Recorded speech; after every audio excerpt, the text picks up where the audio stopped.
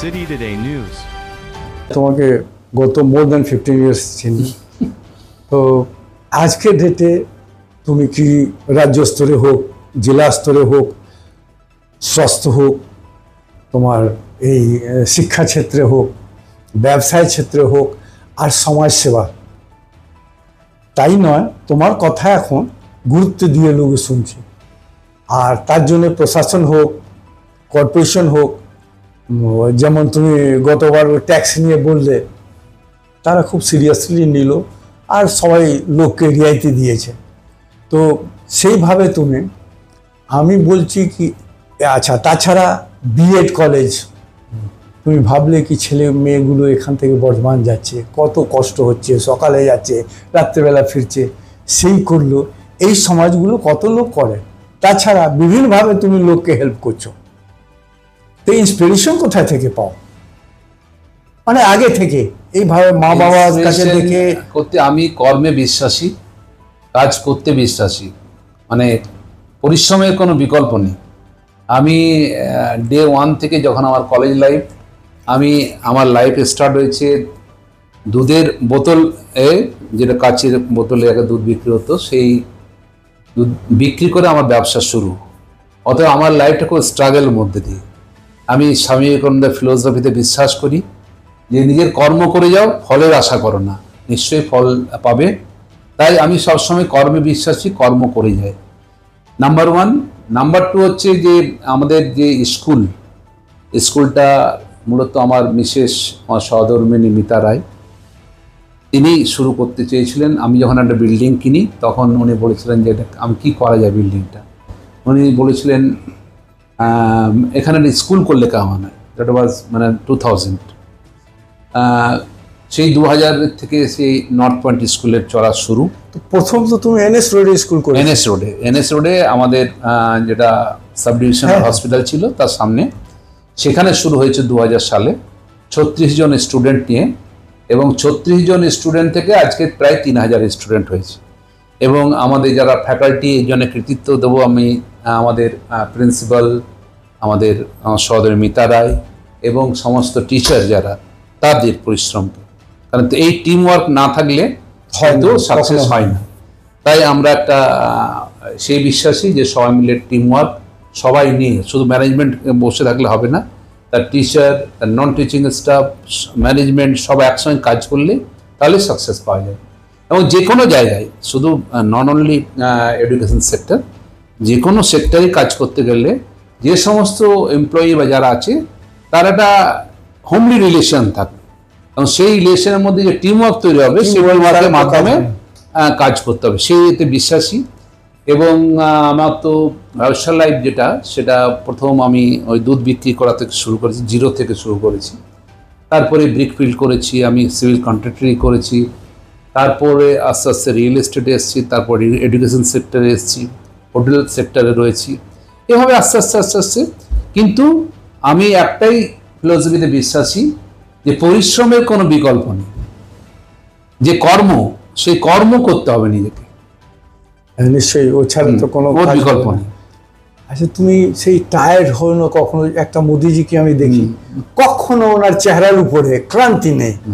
সেই রকম তুমি কখনো তোমার সাথে দেখা হলে তোমার চেহারা ক্লান্তি নেই, সেইভাবে যেমন সবসময় থাকো, সেই সময় যত কাজ করে ফিরে এসো, কিন্তু সেই ক্লান্তি থাকে না। এর জন্য কি করো তুমি? না, এটা দেখো, মানুষের সঙ্গে যদি আমাদের অ্যাংজাইটি, রিলেশন যদি না করেন, ব্যবহার যদি না করেন, তাহলে কেন ইয়ে হবে? মানুষ তো একটু ভালো ব্যবহার আশা করে। তো তার জন্যে আমার যেটা ফিলোসফি, যে নিজের জন্য চিন্তা করতে হবে। আমার নিজের জন্য 1 ঘন্টা চিন্তা করি, সেটা হচ্ছে আমি এক্সারসাইজ করি। 1 ঘন্টা এক্সারসাইজ, যোগা করি। আমি মনে করি যোগা করে তার ফল পাই। আমি এখনও করে যাচ্ছি। ডেলি 1 ঘন্টা মিনিমাম করি, তার থেকে বেশি করার চেষ্টা করি। এবং আমি বিশ্বাসী করি যে আমি যাই হই না কেন, মানুষের সঙ্গে ব্যবহারটা ঠিক রাখতে হবে। অহংকার মনের মধ্যে আসা চলবে না। অহংকার মানুষের পতনের কারণ। মানুষের সঙ্গে যতটা ভালো ব্যবহার করে, কেউ যদি কোনো সমস্যা নিয়ে এলো, সেটা হাসি মুখেই তাকে যদি পারি নিশ্চয়ই সেটা সলভ করবো। আর যদি না পারি, সেটা বলে দেবো যেটা এই অসুবিধা আছে। মানুষকে হতাশা করে লাভ নেই। মানুষ অনেক আশা নিয়ে অনেকে এখানে আসে, যেমন যে কোনো এডুকেশনের সমস্যা নিয়ে আসে, তাদেরকে বুঝিয়ে বলার চেষ্টা করি। বিজনেস সেক্টরে অনেকে সমস্যা নিয়ে আসে, তাদেরকে বুঝিয়ে বলে সে সমাধান করার চেষ্টা করি। এভাবে মানুষের সঙ্গে একটু রিলেশন মেনটেন করি। ফল যদি গাছে বেশি হয় তো সে একটু নরম হয়ে যায়। নরম মাথা নোয়ালে যদি কেউ ছোট হয় না। Are you don't have to pay even single penny for that. একদম, it reaps in the future. একদম এইটা আছে। তো আজকে সচিন রায়ের কোনো পরিচয়ের প্রয়োজন নেই। সচিন রায় আজকে সব ক্ষেত্রে আর সবচেয়ে বেশি সমাজ সেবাতে। আমি তো শুনেছি তুমি চেষ্টা করছো মেডিকেল কলেজ এখানে করার। না, ওসব আমি যতক্ষণ না কোনো কিছু হবে সেটা বলবো না। আমি চেষ্টা করছি বলবো না, কারণ হচ্ছে আমি কর্মে বিশ্বাসী। যদি কোনদিন হয় আপনি জানতে পারবেন। আজকে সত্যি একটা মেডিকেল কলেজ সবকিছু আছে, একটা মেডিকেল কলেজের প্রয়োজন। ইঞ্জিনিয়ারিং কলেজে হয়ে গেল, মেডিকেল কলেজ একটা প্রয়োজন, সবাই ফিল করছে। এক সময় মতি চৌরাসিয়া চেষ্টা করেছিলেন, কিন্তু যাই হোক যে কারণে হোক সেটা উনি ফুলফিল করতে পারলেন না। এবছর একটা অ্যানাউন্স করেছি যে গরিব মেধাবী ছাত্রছাত্রী যারা ক্লাস 10-এ পাস করবে, এবছর নেক্সট ইয়ার আমাদের 2000 সালে আমাদের স্কুল শুরু হয়েছিল, তো 2025 সালে 25 ইয়ার সেলিব্রেশন হবে। সেখানে আমরা ডিক্লেয়ার করেছি যে 100 জন স্টুডেন্টকে, ছাত্রছাত্রীকে, গরিব এবং মেধাবী ছাত্র যারা হবে তাদেরকে আমরা 25,000 টাকা করে স্কলারশিপ দেবো। 25,000 টাকা মিনস 100 জন মধ্যে 25 লাখ টাকা পার ইয়ার। আমাদের কমিটমেন্ট আছে 4 বছরে 1 কোটি টাকা স্কলারশিপ আমরা দেব। এটা প্রত্যেক ইয়ার নেক্সট ইয়ার থেকে শুরু হবে, যে 100 জনকে 25,000 টাকা এবং 25 লাখ করে আমরা দেবো। চিন্তা করছি যে গরিব যারা ছেলে মেয়ে তাদের কিছুটা উপকার হবে, যারা করতে পারছে না, যারা কিছুটা হবে, হয়তো পুরোটা করতে পারবে না কিন্তু কিছুটা হবে। নিশ্চয়ই এটা আমাদের পরিকল্পনার মধ্যে রয়েছে। এবং আরও কিছু আমরা এই 23 আগস্টে স্কুলকে ডেভেলপমেন্টের করার জন্য একটা বিল্ডিং আরও করছি, কারণ এখন 3000 স্টুডেন্ট হয়ে গেছে, এই প্রবলেম। তাই 50,000 স্কোয়ার ফিট একটা বিল্ডিং তৈরি হবে, যার আনুমানিক খরচা প্রায় 6 কোটি টাকা।